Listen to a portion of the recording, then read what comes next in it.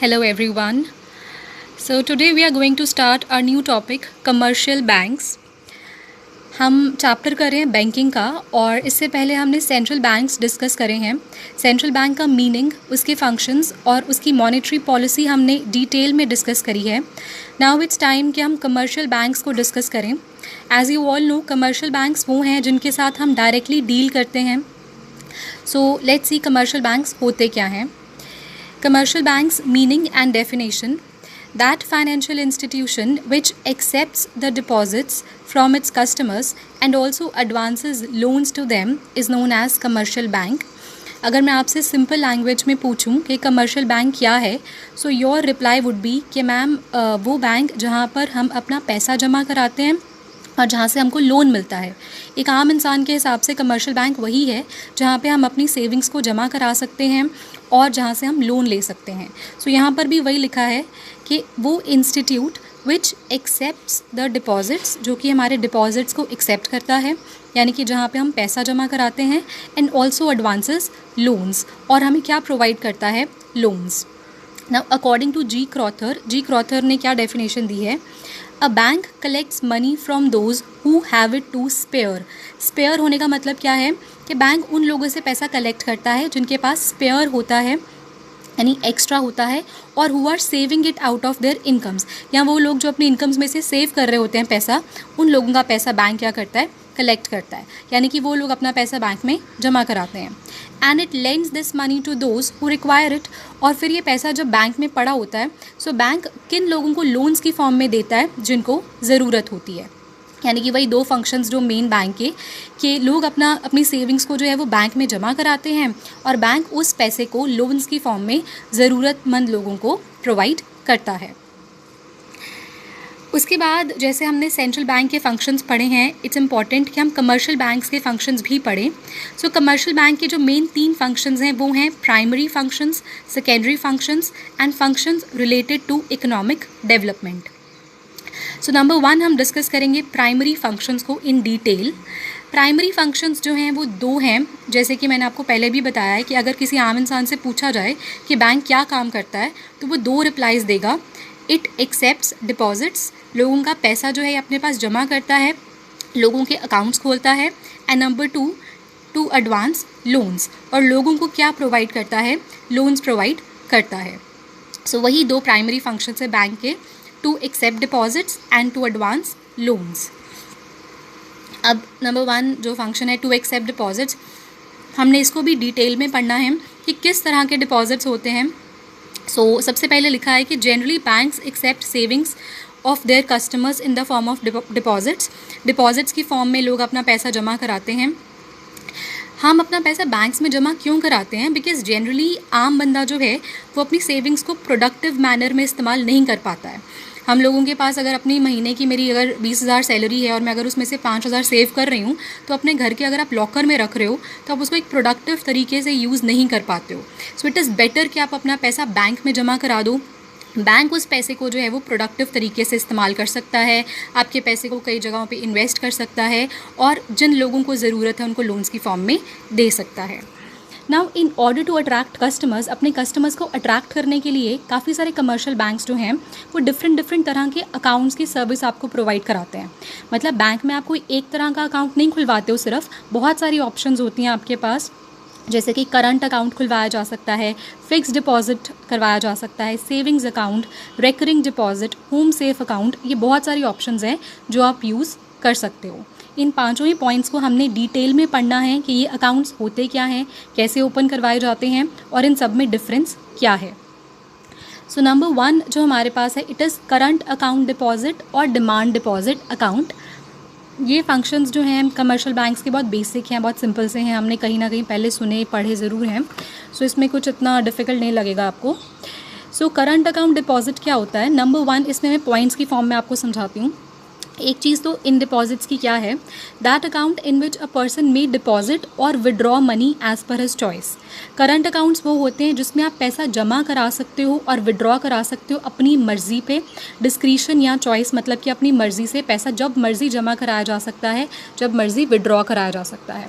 जब मर्ज़ी से मतलब है कि इस पर कोई रिस्ट्रिक्शंस नहीं होती.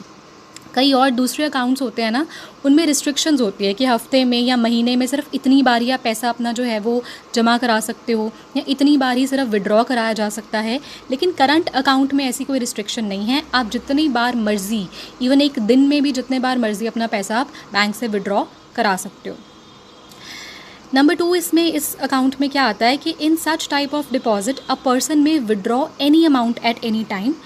कुछ भी अमाउंट जो है विड्रॉ कराया जा सकता है, अमाउंट पे भी कोई रिस्ट्रिक्शंस नहीं है, but generally no interest is given on such accounts. अब क्योंकि इस अकाउंट में बंदा जो है अपना पैसा कभी भी विड्रॉ करा सकता है, सो बैंक वाले इस तरह के अकाउंट्स पर कोई इंटरेस्ट नहीं देते हैं। आप खुद सोचो कि आप अपना पैसा एक दिन में कई कई बार विड्रॉ करा रहे हो, सो बैंक को किस बेसिस पर वो आपको इंटरेस्ट पे करे, क्या बेसिस होगा, वो पॉसिबल नहीं है डिसाइड करना। सो इसलिए इस तरह के जो अकाउंट्स हैं उनके ऊपर कोई भी इंटरेस्ट बैंक नहीं देता है। Rather, a service charge is charged from the customers if money deposited falls below a specific minimum level. In fact, उल्टा कई बार कस्टमर को जो है वो कुछ अमाउंट जो है वो बैंक को पे करना पड़ सकता है अगर आपके अकाउंट में जो पैसा पड़ा है वो कुछ बहुत ज़्यादा ही कम हो गया। एक करंट अकाउंट्स में क्या होता है, एक स्पेसिफिक लिमिट होती है कि कम से कम इतना पैसा हमेशा बैंक में आपके होना ही चाहिए।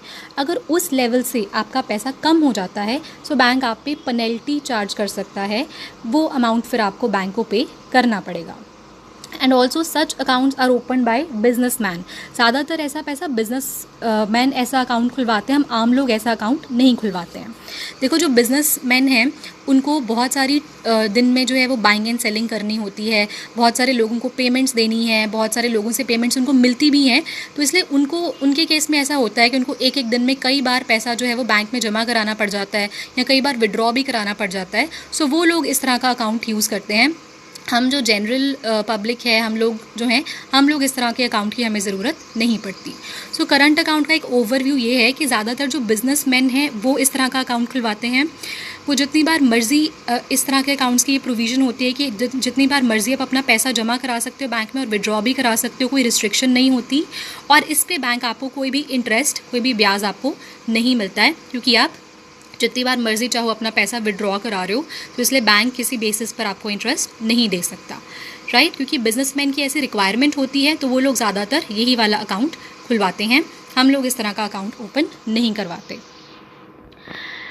Hope it's clear. Now the next point is time deposit और फिक्स डिपॉजिट अकाउंट।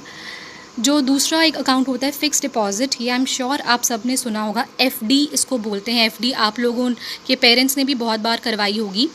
तो इसमें क्या होता है, that account in which money is deposited for a fix time.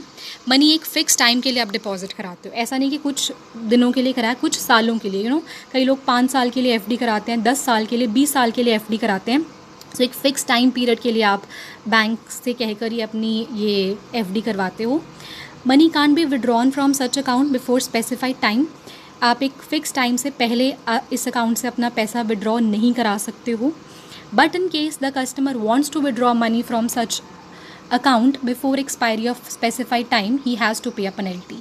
लेकिन कई बार ऐसा होता है कि हम लोगों ने एफडी कराई हुई है, सपोज़ मैंने एक एफडी कराई 20 साल की।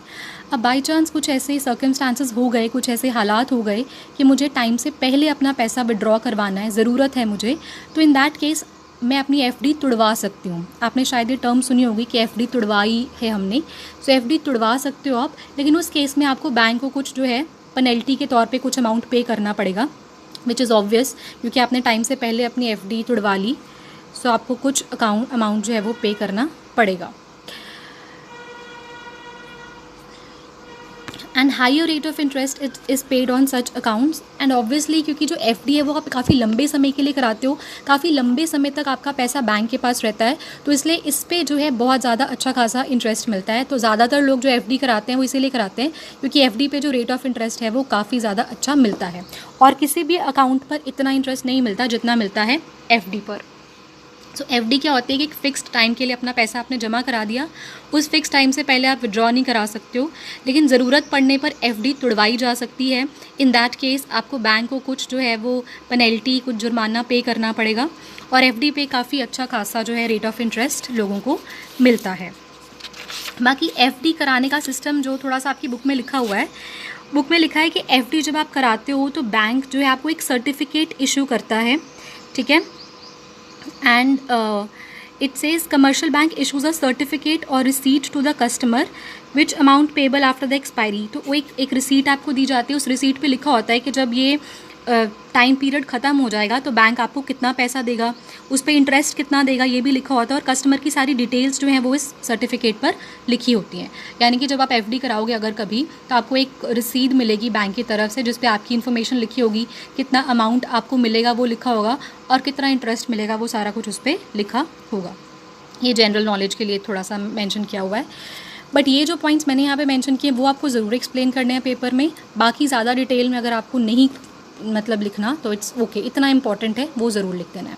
सो आई एम श्योर आपको क्लियर हो गया है कि आज हमने डिस्कस करे हैं कमर्शियल बैंक का नंबर 1 फंक्शन जो है टू एक्सेप्ट डिपॉजिट्स, उसके 2 सब पॉइंट्स कि एफडीज़ कराई जा सकती हैं बैंक में और करंट अकाउंट खुलवाया जा सकता है बैंक में। कल हम जो है बाकी रिमेनिंग पॉइंट्स डिस्कस करेंगे। ये भी फंक्शंस जो हैं ये लॉन्ग क्वेश्चन बनेगा, तो उसके हिसाब से आप अपने नोट्स प्रिपेयर कर सकते हो। 4 to 6 मार्क्स का ये लॉन्ग क्वेश्चन बन जाएगा।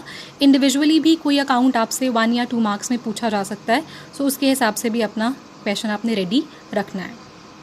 So thanks for attending the class.